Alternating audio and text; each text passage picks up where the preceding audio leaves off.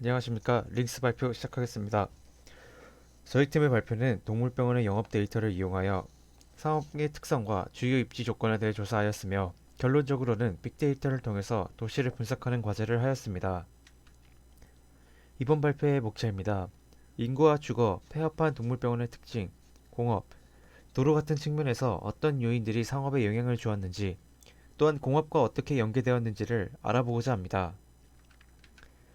프로젝트를 먼저 요약하자면 아래의 목표, 가설, 시나리오 등의 세 가지 단락으로 정리하였습니다. 프로젝트에 필요한 데이터는 공공 데이터와 빅데이터 캠퍼스의 자료를 활용하였습니다. 지금까지 사용하고 분석한 데이터들을 모아 정리해둔 슬라이드입니다.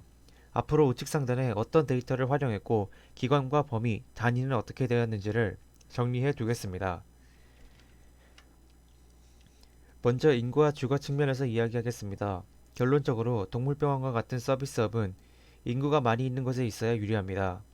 그 중에서도 15세에서 65세 사이 생산 가능 인구의 수가 동물병원의 분포에서는 더 큰 영향을 미치고 있습니다.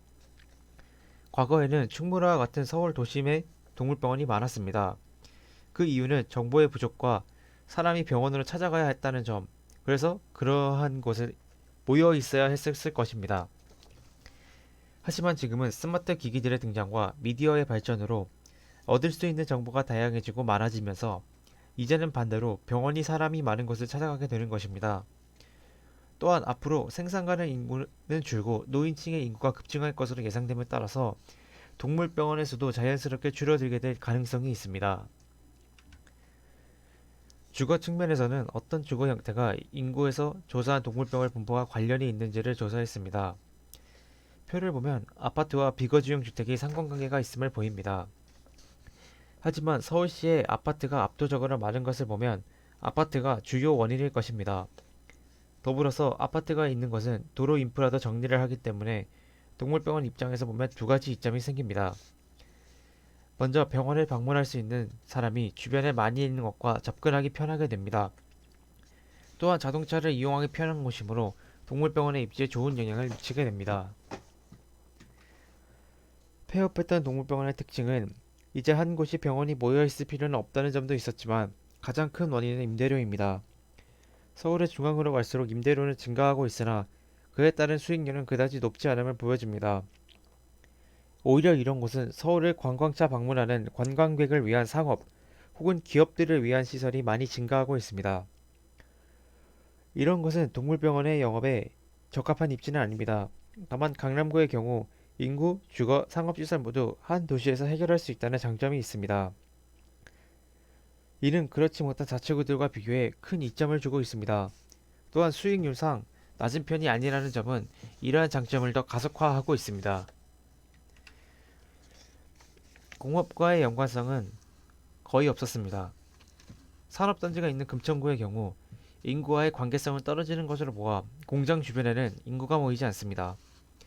실제로 금천구 주변에는 광명과 안양에서 유입되는 사람이 많기 때문에 동물병원을 한다면 광명과 안양 같은 주변 광역도시나 아니면 금천구와 경기도의 경계 지역에서 영업을 해야 유리할 것으로 생각됩니다.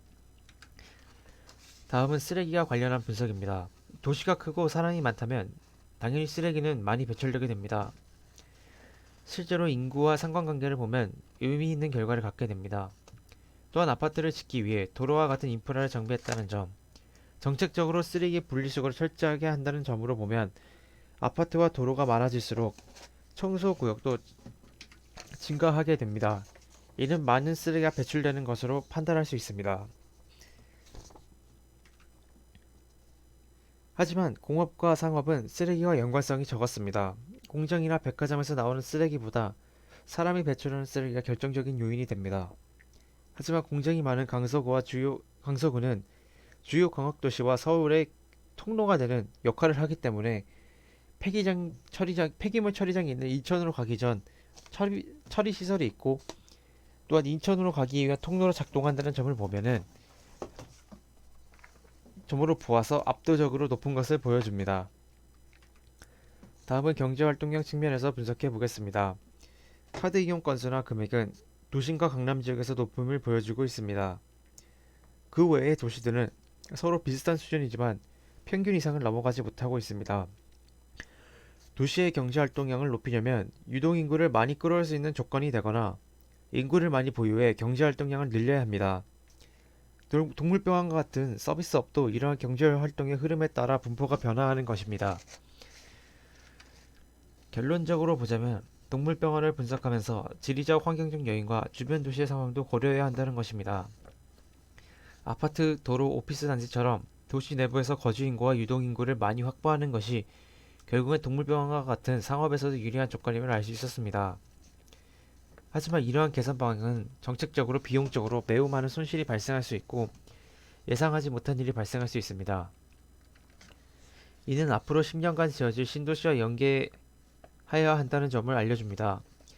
서울 자체적으로는 포화 상태이고 강남구에 집중된 사회 현상을 해소하기 위해서 주변 광역도시에서 이러한 개선점을 일부 받아서 발전해야 한다고 생각합니다. 또한 앞으로 지어질 신도시도 이러한 점을 중점으로 개발이 될 것이라고 예상합니다. 이번 프로젝트를 하면서 팀원들 공통적으로 느꼈던 것은 데이터에 숨겨진 의미를 찾는 활동이 생각보다 주변에서 들은 이야기로 설명이 가능했다는 점입니다. 또한 단순한 데이터가 어떤 과정으로 어떤 역사를 거쳐서 기록되었는지를 알아보는 유익한 시간이었습니다. 감사합니다.